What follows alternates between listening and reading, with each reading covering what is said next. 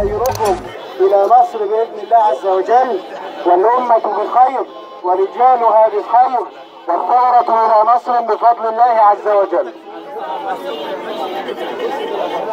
نسأل الله سبحانه وتعالى أن يكلل هذه الجهود بالخير والبركة، وأن يجمعنا في مستقر رحمته إخوانا على سرر متقابلين، ونصب أعيننا دائما أرواح إخواننا الشهداء الذين قضوا في رابعة وفي غيرها هذه الدماء التي جعلتنا ما فتئنا نتمسك بهذه القضية.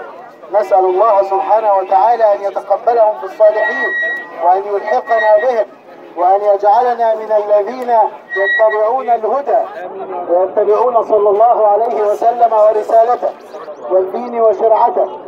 وهذه الأمة وقضيتها إن شاء الله عز وجل لن نتخلى عنها مهما كانت الأزمان وحيثما تكون العوائق.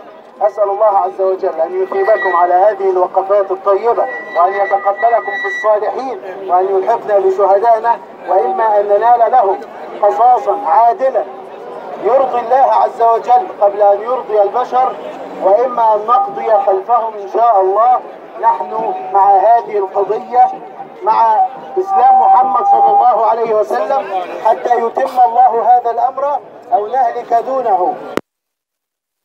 وتقبل الله جهدكم وجهادكم، وتقبلكم في الصالحين، وألحقكم بشهدائكم. والسلام عليكم ورحمة الله وبركاته.